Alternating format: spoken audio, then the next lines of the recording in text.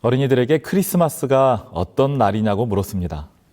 그랬더니 예수님의 탄생을 축하하면서 선물 받는 날이라는 대답이 돌아왔습니다. 또 어린이날이 무슨 날이냐고 물었습니다. 그랬더니 어린이들을 축하하면서 선물 받는 날이라는 대답이 또 돌아왔습니다. 생일이 무슨 날이냐고 물었죠. 그랬더니 태어난 것을 축하하면서 선물 받는 날이라는 대답이 또 돌아왔습니다. 어떤 기념일을 갖다 붙여도 의미는 다 다른데 결론은 똑같습니다. 선물 받는 날이라는 것이죠. 여러분, 그런데 이런 생각이 비단 아이들만의 것일까요? 세상에 많은 기념일들이 있습니다. 개인적인 이벤트들을 기념하는 날로부터 전 국가적으로 혹은 세계적으로 역사적인 어떤 특별한 사건을 기념하는 날들까지 많은 기념일들이 존재합니다.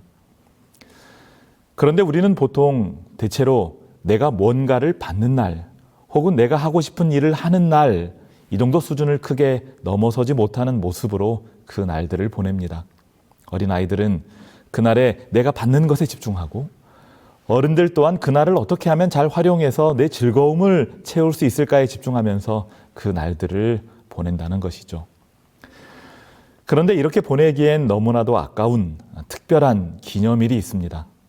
바로 지금 우리가 예배하는 이날, 바로 안식일입니다.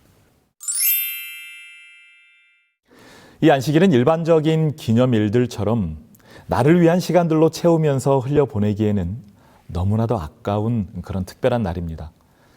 성경이 이 날을 하나님의 창조를 그리고 죄인들에 대한 구원을 기념하기 위하여 우리에게 주신 기념일이라고 가르쳐주고 있기 때문에 그렇습니다. 일주일에 한 번씩 돌아오는 너무나도 익숙한 기념일, 그래서 단순히 교회에 오는 날 정도로 가볍게 생각되어지고 있는 이 기념일이지만, 이날 안식일은 하나님께서 십계명의 네 번째 말씀으로 주신 매우 중요한 날입니다. 이 십계명의 중심에 놓인 이 네 번째 말씀을 오늘부터 2시간에 걸쳐서 함께 살필 텐데요. 첫 시간에는 이 안식일을 지켜서 거룩하게 하라고 하신 네 번째 계명이 의미하는 바가 무엇인지를 중심으로 말씀을 나누고, 두 번째 시간에는 우리가 어떤 모습으로 이 날을 보내야 할 것인지, 어떻게 하면 이 날을 의미 있게 보낼 수 있을지에 대해서 함께 나누도록 하겠습니다. 오늘은 네 번째 계명을 다루는 첫 시간으로 이 말씀이 가지는 의미에 대해서 생각해 볼 텐데요. 특별히 이 본문이 기록된 출애굽기 20장과 신명기 5장의 말씀을 동시에 비교하면서 이 말씀에 담긴 의미를 찾아가 보도록 하겠습니다. 먼저 출애굽기 20장 8절부터 11절을 읽어보겠습니다. 안식일을 기억하여 거룩하게 지키라. 여섯 동안은 힘써 내 모든 일을 행할 것이나 일곱째 날은 내 하나님 여호와의 안식일인즉 너나 내 아들이나 내 딸이나 내 남종이나 내 여종이나 내 가축이나 내 문 안에 머무는 객이라도 아무 일도 하지 말라. 이는 엿새 동안에 나 여호와가 하늘과 땅과 바다와 그 가운데 모든 것을 만들고 일곱째 날에 쉬었음이라. 그러므로 나 여호와가 안식일을 복되게 하여 그날을 거룩하게 하였느니라. 자, 출애굽기 20장에 기록된 십계명 본문 중에서 네 번째 말씀에 해당하는 부분을 읽었는데요. 이 말씀을 마음에 잘 담아두시고 동일한 내용이 반복하여 기록된 신명기 5장의 말씀으로 가보겠습니다. 내 하나님 여호와가 너에게 명령한 대로 안식일을 지켜 거룩하게 하라. 엿새 동안은 힘써 내 모든 일을 행할 것이나 일곱째 날은 내 하나님 여호와의 안식일인즉 너나 내 아들이나 내 딸이나 내 남종이나 내 여종이나 내 소나 내 나귀나 내 모든 가축이나 내 문 안에 유하는 객이라도 아무 일도 하지 못하게 하고 내 남종이나 내 여종에게 너같이 안식하게 할지니라. 너는 기억하라. 네가 애굽 땅에서 종이 되었더니 내 하나님 여호와가 강한 손과 편팔로 거기서 너를 인도하여 내었나니 그러므로 내 하나님 여호와가 너에게 명령하여 안식일을 지키라 하느니라. 방금 읽은 것처럼 출애굽기 20장과 신명기 5장에는 동일한 십계명이 반복하여 기록되어 있습니다. 그런데 우리가 이 두 가지 버전의 십계명을 서로 비교해서 잘 살펴보면 이 십계명의 말씀을 더욱 분명하게 이해하게 되는 유익을 얻을 수 있는데요. 지금부터 이 두 말씀을 좀 더 자세히 들여다보도록 하겠습니다. 자, 이 두 말씀은 동일한 내용을 담고 있는데 세세한 표현들에 있어서는 약간의 차이를 보이고 있습니다. 일단 그 첫머리가 조금 다릅니다. 출애굽기 20장은 그 서두에서 안식일을 기억하여 거룩하게 지키라 라고 합니다. 그런데 신명기 5장은 안식일을 지켜 거룩하게 하라고 말하고 있죠. 그런데 사실 출애굽기 20장의 원문은 거룩하게 지키라가 아니라 거룩하게 하라라는 말로 되어 있습니다. 그러니까 후대에 번역을 하면서 이 지키라라는 말을 추가해 넣은 것이죠. 왜냐하면 그 말이 추가될 때 의미상 더 분명한 뜻을 전달할 수 있기 때문에 그렇습니다. 하지만 원래대로라면 출애굽기 20장은 안식일을 기억하여 거룩하게 하라라는 말이 되는 것이고 신명기 5장은 안식일을 지켜 거룩하게 하라라는 말인 것입니다. 그렇기 때문에 이 두 문장이 공통적으로 말하고 있는 것은 안식일을 거룩하게 하라라는 말입니다. 그런데 어떻게 거룩하게 할 것인가에 대해서는 서로 다른 표현을 쓰고 있다는 것이죠. 출애굽기 20장은 기억하여 거룩하게 하라. 신명기 5장은 지켜 거룩하게 하라고 말하고 있는 것입니다. 따라서 우리는 이 두 문장의 비교를 통해서 우리가 안식일을 거룩하게 하는 것은 그날을 기억하는 것이고 또한 지키는 것이다 라는 사실을 알게 되는 것입니다. 자, 이런 이해를 가지고 이제는 출애굽기 20장과 신명기 5장 이 두 말씀의 결론으로 가보도록 하겠습니다. 사실 이 두 말씀의 첫머리가 단어 하나 차이였다면 결론부는 표현만 놓고 보면 전혀 다른 말씀처럼 여겨집니다. 출애굽기 20장 11절이 그러므로 나 여호와가 안식일을 복되게 하여 그날을 거룩하게 하였느니라 라는 말씀으로 맞춰지는 반면 신명기 5장 15절은 그러므로 내 하나님 여호와가 너에게 명령하여 안식일을 지키라 하느니라 이렇게 되어 있기 때문에 그렇습니다. 마치 출애굽기 20장의 결론은 하나님의 자기 선언으로 신명기 5장은 하나님의 명령으로 되어 있는 것처럼 보이는 것입니다. 하지만 이러한 결론으로 이어지는 말씀들의 흐름을 살필 때 우리는 지금 이 두 표현이 서로를 도와서 더 깊은 안식일의 의미를 우리에게 가르쳐주고 있음을 알게 됩니다. 자, 출애굽기 버전의 결론은 앞서 읽은 것처럼 그러므로 나 여호와가 안식일을 복되게 하여 그날을 거룩하게 하였느니라 이렇게 되어 있습니다. 자, 그렇다면 우리가 읽은 이 말씀 속에서 이 안식일을 거룩하게 하신 분은 누구라고 소개되어 있습니까? 바로 하나님이시죠. 그런데 출애굽기 20장은 이 네 번째 계명을 시작하면서 안식일을 지켜 거룩하게 하라고 말씀하고 있다는 것입니다. 그러니까 하나님께서 인간을 향해서 너희가 안식일을 거룩하게 하라 이렇게 말씀하셨다는 거죠. 여기서 자연스럽게 하나의 질문이 생기게 됩니다. 결론에서는 하나님께서 안식일을 거룩하게 하셨다라고 말씀하시고 서두에서는 너희가 안식일을 거룩하게 하라고 말씀하시면 마치 이렇게 서로 다른 이야기를 하는 것처럼 들리는데 도대체 어떤 말씀을 따라야 하는 것일까요? 그런데 우리는 이렇게 서로 모순되는 것처럼 보이는 두 말씀이 안식일에 대한 또 다른 하나님의 말씀 안에서 조화되는 것을 보게 됩니다.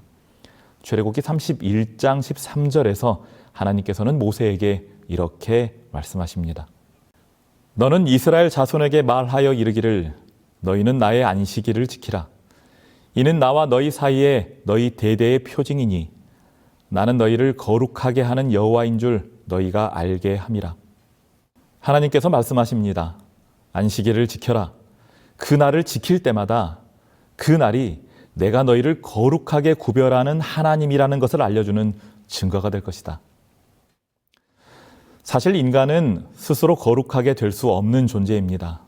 왜냐하면 이러한 인간의 거룩함은 거룩하신 하나님께서 우리를 당신의 형상대로 다른 피조물과 구별되는 모습으로 창조하심으로 최초에 부여하셨던 것이고 죄로 인하여 그분에게서 떨어져 나갔던 우리를 다시 예수 그리스도의 피로 되찾으셔서 의롭게 하심으로 부여하시는 것이기 때문에 그렇습니다. 그렇기 때문에 거룩함은 오직 하나님께서만이 우리에게 주실 수 있는 것이라고 말할 수 있는 것이죠. 그렇기 때문에 인간은 원칙적으로 안식일을 거룩하게 할 수 없는 것입니다. 인간이 어떠한 행위를 하든 이날에 어떠한 특별한 의미를 스스로 부여하든 상관없이 안식일은 인간에 의해서 거룩해지는 날이 아닌 것이죠. 그렇기 때문에 우리가 안식일을 통해 거룩해지는 길은 단 하나밖에 없는 것입니다. 하나님께서 거룩하게 하신 이 안식일을 우리가 기억하여 지킴으로 그 거룩함에 참여하는 것입니다. 우리가 안식일을 거룩하게 하는 것이 아니라 하나님께서 거룩하게 하신 이 안식일에 우리가 참여하는 것이죠. 이것이 바로 너희가 안식일을 지켜 거룩하게 하라는 말씀이 가진 의미인 것입니다. 그렇기 때문에 신명기 5장에 나오는 네 번째 계명의 결론, 그러므로 내 하나님 여호와가 너에게 명령하여 안식일을 지키라 하느니라 라는 말씀도 출애굽기 10계명의 결론이 말하는 것처럼 하나님이 거룩하게 하신 이 안식일을 이제는 너희가 지킴으로 이 거룩에 참여하라는 하나님의 초청으로 이해될 수 있는 것입니다. 결국 인간의 쉼, 인간의 안식이라는 하나의 작품은 하나님께서 복 주시고 거룩하게 하신 이 날을 인간이 기억하여 지킴으로, 다시 말해 그 거룩에 참여함으로 완성된다는 것입니다. 그런데 출애굽기와 신명기는 결정적으로 이 안식일을 지키라 하신 이유를 각각 다르게 설명하고 있습니다. 출애굽기는 안식일을 지키라 하신 이유를 하나님의 창조의 이야기와 연관시키고 있고, 신명기는 그 이유를 이스라엘을 애굽에서 구원하신 그 이야기와 연결시키고 있습니다. 그러니까 한편에서는 하나님께서 우리를 창조하셨음을 기념하는 의미로, 또 한편에서는 하나님께서 이스라엘을 구원하셨음을 기념하는 의미로 안식일을 주셨다라고 말하고 있는 것입니다. 결국 이 안식일 안에서 이 두 개의 이야기가 만나고 있다라는 것이죠. 앞서 말씀드린 것처럼 하나님께서는 전혀 특별할 것 없는 티끌로 사람을 빚으셨지만 그 안에 하나님의 생명의 호흡을 불어 넣어주심으로 사람을 특별한 존재가 되게 해주셨습니다. 거룩하신 하나님의 형상을 닮은 구별된 존재로 창조하신 것이죠. 바로 이 지점에서 창조와 거룩함이 접점을 갖게 됩니다. 하지만 인간은 죄를 지어 하나님의 자녀로서 누리는 그 거룩함을 상실하고 말죠. 그럼에도 하나님께서는 인간을 포기하지 않으시고 예수 그리스도의 십자가로 말미암아 다시 한번 하나님의 자녀로서 잃어버렸던 그 지위를 회복할 수 있는 길을 열어주셨습니다. 인간을 위한 구속의 계획이 실행된 것이죠. 그리고 바로 이 지점에서 구속과 거룩함이 또한 접점을 갖게 되는 것입니다. 이처럼 거룩한 날 안식일을 통해서 우리는 하나님께서 우리를 거룩하게 하시기 위하여 이루신 이 두 가지의 놀라운 일을 재확인하게 되는 것입니다. 안식일의 이 거룩함 안에서 창조와 구속의 이야기가 서로 만나서 하나님이 어떤 분이신지, 그리고 우리 인간이 어떤 존재인지를 더욱 분명히 알게 해주는 날이 바로 이 안식일이기 때문에 그렇습니다. 그래서 하나님께서는 안식일을 먼저는 기억하라고 말씀하시는 것이죠. 단순히 그 날만을 기억하라는 것이 아니라 이 날을 기억하면서 이 안식일이 가진 창조와 구속의 의미, 우리를 거룩하게 하시는 하나님을 기억하고 인정하라는 것입니다. 또한 그 날을 지키라고 말씀하시죠. 안식일이 담고 있는 이 이야기들이야말로 바로 하나님의 자녀들이 대대로 전하고 기념해야 할 바로 그 이야기들이기 때문에 그렇습니다. 그런데 이 기념이라는 말의 사전적 정의는 어떤 뜻깊은 일이나 훌륭한 인물 등을 오래도록 잊지 않고 마음에 간직한다라는 뜻을 가지고 있습니다. 결국 이 안식일이 창조의 기념일로, 또한 구속의 기념일로 주어졌다는 사실은 우리가 그 날을 보내면서 하나님의 창조 사역을, 그리고 예수 그리스도의 구속 사역을 잊지 않고 마음에 간직하도록 하시기 위함이라는 것이죠.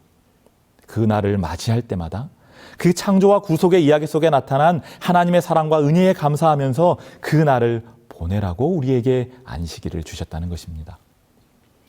여러분, 그렇기 때문에 안식일을 기억하여 지킨다는 것은 단순히 이 안식일이 제7일 토요일임을 기억하며 그날을 지키는 것 이상의 의미를 가지고 있습니다. 하나님께서 우리를 창조하신 그 이야기를 기억하면서 하나님이 우리의 창조주이심을 인정하고 이스라엘을 애굽에서 구원하신 그 이야기를 기억하면서 하나님께서 우리의 구원자이심을 인정하며 그 사실을 기념하라는 말씀이라는 것입니다. 이것이 바로 안식일을 거룩하게 보내는 방법입니다. 우리가 안식일을 거룩하게 만들기 위해서 특별한 일을 해야 하는 것이 아니라 하나님께서 이미 거룩하게 하신 그날 안식일이기에 죄인인 우리 인간은 그날의 신성성을 위해 다른 것을 더 보탤 필요는 없는 것입니다. 대신에 하나님께서 우리를 위해 하신 일을 기억하며 감사함으로 보내는 것, 안식일을 통해 우리에게 주시는 축복을 누리는 것, 이것이 바로 안식일을 거룩하게 지키는 일인 것입니다. 우리의 안식일이 지난 한 주 동안, 더 나아가 지금까지의 내 살아온 날들 동안 하나님께서 나를 위해 이루신 그 놀라운 사실들을 기념하며 감사하는 그런 날들로 계속하여 지켜질 수 있게 되기를 간절히 바랍니다. 그런데 이렇게 우리가 안식일을 지킴으로 하나님께서 주시는 안식일의 거룩함에 들어가는 이런 일을 통해서 분명하게 드러내게 되는 하나의 사실이 있습니다. 여러분들에게 하나의 질문을 할 텐데요. 여러분은 혹시 11월 9일이 무슨 날인지 아십니까? 굉장히 특별한 날입니다. 왜냐하면 이 날은 제 딸이 태어난 날, 제 딸의 생일이기 때문에 그렇습니다.